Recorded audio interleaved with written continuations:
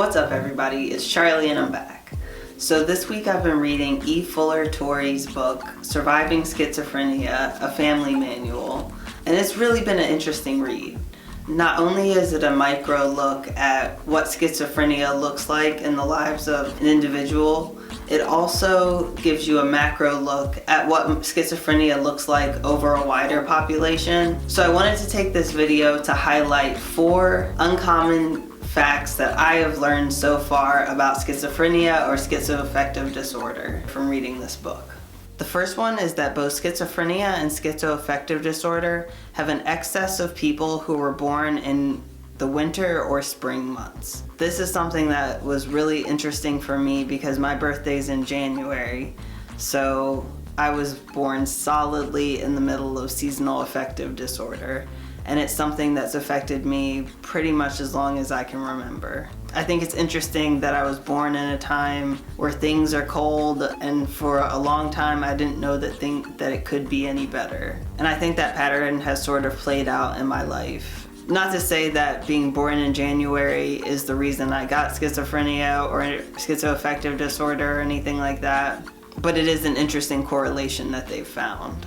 The second one is that there's an excess of admissions and readmissions into the hospital during the summer months. This is another thing that's interesting for me because both of my hospitalizations have been in the summer months. Once in May and the other one in August. And as much as I enjoy the summer, I am also more likely to have manic episodes in the summer. It's sort of a trigger for me to get really hyped up. So I found that fact interesting as well.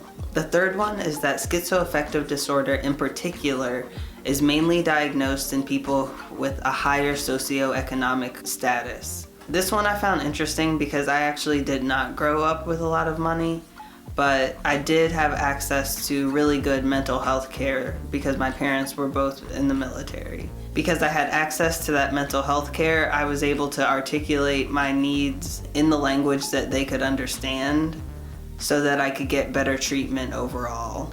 It's part of why I find making these videos so important, so that everybody has access to the same mental health information and can help even the playing field for what is a very unjust system, especially in the United States. The fourth and final fact is that people with schizophrenia or schizoaffective disorder tend to achieve high acclaim in creative arts.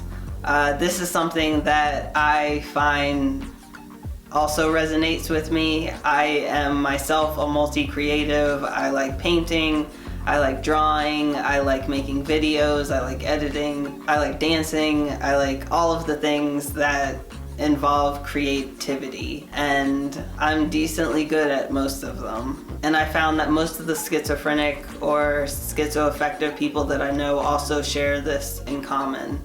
Just another interesting fact. So yeah, those are the top 4 unusual facts that I've learned from the book Surviving Schizophrenia. I definitely would recommend that you check it out if you are interested in that type of book and learning more about the micro and macros of this disease. As always, like and subscribe to see more of this content, and I'll see you guys next time.